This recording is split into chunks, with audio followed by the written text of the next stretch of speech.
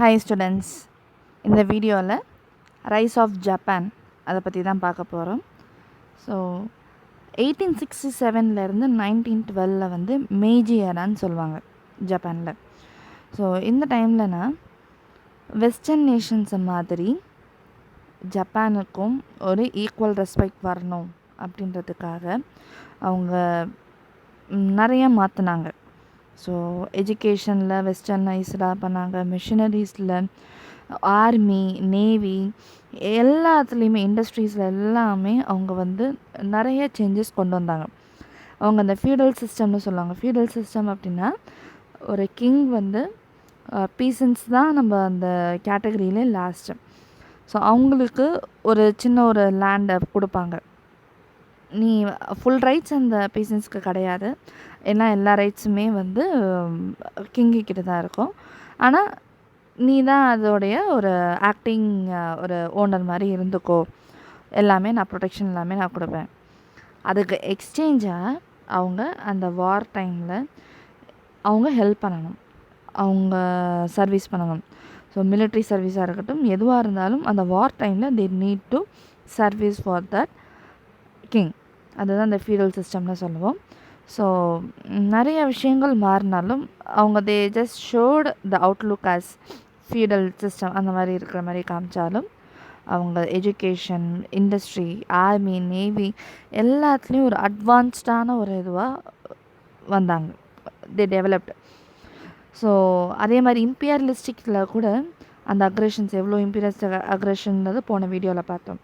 So அதில் கூட Japan வந்து ஈரோப்பை ஃபாலோ பண்ணிச்சு. அவங்க எப்படி பண்ணாங்களோ, ஸோ நம்ம அந்த சந்திரமுகி இதில் பார்த்துருப்போம் இல்லையா, நிறைய பேர் பார்த்துருப்பீங்க. கங்கா சந்திரமுகியாக மாறினா, இந்த மாதிரி டான்ஸ் ஆடினா, அப்படி ஆடினா சந்திரமுகியாகவே மாறினான்னு சொல்லுவாங்க, ஒரு டைலாக் கேள்விப்பட்டிருப்போம் இல்லையா. ஸோ அந்த மாதிரி ஜப்பான் வந்து யூரோப்பியன் நேஷன்ஸே பார்த்து பார்த்து நிறைய சேஞ்சஸ் கொண்டு வந்தாங்க.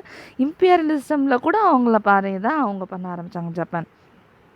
ஸோ 1894 சைனா எவ்வளோ பெரிய ஒரு நேஷன், ஜப்பான் எவ்வளோ ஒரு குட்டியான நேஷன்றது நம்மளுக்கு தெரியும். அதை அவங்க ஒரு கவலை இல்லாமல் அதை பற்றி பெரிய விஷயமா எடுத்துக்காமல் சைனா மேலே தி ஸ்டார்டட் ஒரு சண்டை வந்துடுச்சு. அதை தான் நம்ம வந்து 1894 to 95 இது நடந்தது சைனோ ஜப்பானீஸ் வார்னு சொல்லுவோம். இது ஒரு வேர்ல்டுக்கே ஒரு மிகப்பெரிய ஒரு சர்ப்ரைஸ். என்ன, ஜப்பான் வந்து சைனா மேலே ஒரு வார் எடுக்குதா அப்படின்றது ஒரு ஒரு பெரிய ஒரு விஷயம் எல்லோரும் பார்த்தாங்க. அதுக்கப்புறம் அந்த வாரில் சைனா ஜப்பான்கிட்ட தோத்துடுச்சு. அவங்களுக்கு ஒரு மிகப்பெரிய அவமானமாக இருந்தது சைனாவுக்கு. அந்த வாரோட எண்டில் ஜப்பான் என்ன பண்ணுச்சுன்னா லியோடங் பெனின்சுலாவை போர்ட் ஆர்த்தர் கூட அனெக்ஸ் பண்ணிடுச்சு. ரஷ்யா, ஜெர்மனி அண்ட் ஃப்ரான்ஸ் இந்த 3 கிரேட் பவர்ஸ் வந்து இதை பண்ணாத அப்படின்னு ஒரு பெரிய வார்னிங் கொடுத்தாலும் அதை ஒரு பெரிய விஷயமாக எடுத்துக்காமல் it annex Liaotung peninsula with port Arthur. இந்த ஒரு ஆக்ஷன் மூலமாக, அதாவது அனெக்ஸ் பண்ணிச்சு இல்லையா லியோடங் பெனின்சுலாவை, இந்த ஒரு விஷயம் மூலமாக Japan proved it was the strongest nation of the East Asia. East ஏஷியாவில் ஜப்பான் ஒரு ஸ்ட்ராங்கஸ்ட், ஏன்னா சைனாவே தோக்கடிச்சிச்சு, அதோடைய ஒரு இடத்த இது அனெக்ஸ் பண்ணிடுச்சு அப்படின்னு சொல்லி it showcase to the world.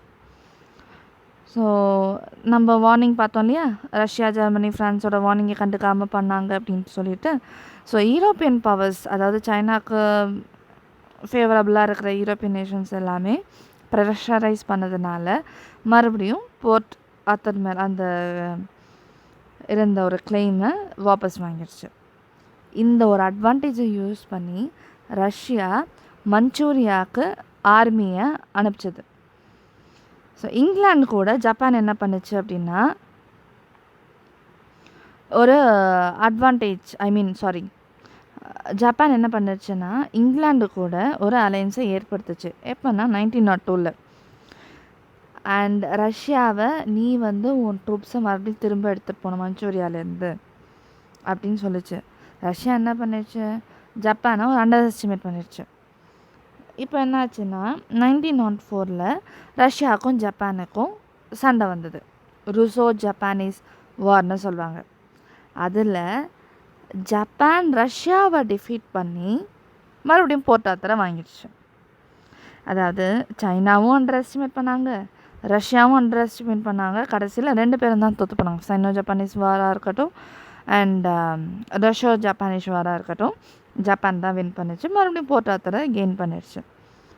So இந்த ஒரு வார் மூலமாக Japan enter the charmed circle of the great powers. அந்த கிரேட் பவர்ஸ்குள்ளே ஜப்பானும் போய் ஜாயின் ஆகிடுச்சு. ஸோ இங்கே இந்த வேர்ல்டு வார் மேப் கொடுத்துருப்பாங்க உங்கள் டெக்ஸ்ட் புக்கில். Strong arm diplomacy of Japan.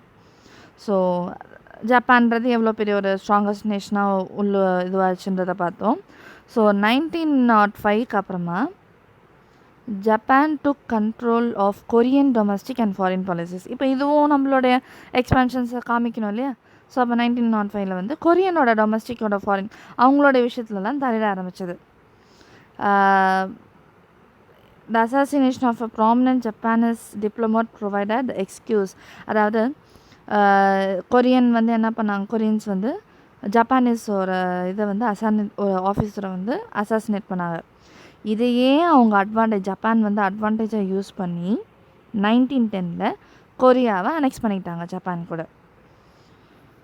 And சைனாவில் ஒரு மிகப்பெரிய ஒரு கன்ஃபியூஷன் நடந்துகிட்டு இருந்தது அந்த டைமில் 1912.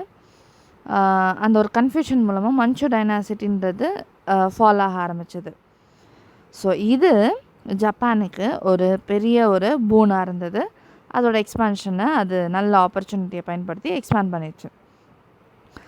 இது என்னென்னா ஜப்பான் வந்து ஜெர்மன் ரைட்ஸை அது ஜப்பானோட டிமாண்ட் என்னென்னா, அந்த ஷான்டங்கில் ஜெர்மன் ரைட்ஸ் இருந்தது எடுத்துக்கணும், ஜெர்மன்கிட்டேருந்து எனக்கு கொடுக்கணும், அதாவது ஜப்பானுக்கு கொடுக்கணும் ஷான்டங்கில். அண்ட் மஞ்சூரியாவில் ஜப்பானீஸோடைய ஒரு டாமினன்ட் இருக்குது அப்படிங்கிறத காமிக்கிறதுக்கு Japan demanded. And appointment of Japanese advisers to the Chinese government. அதாவது இதோடைய ஒரு டாமினன்ட் இருக்குன்றத ஜப்பானீஸ் அட்வைசர்ஸை தான் போடணும் அப்படின்னு சொல்லி கவர்மெண்ட்டில் சொல்லிச்சு, டிமாண்ட் பண்ணிச்சு. இது ஒரு மிகப்பெரிய ஒரு பிரச்சனையாக உருவாச்சு. So the strong arm diplomacy aroused the hostility of both China and the European powers.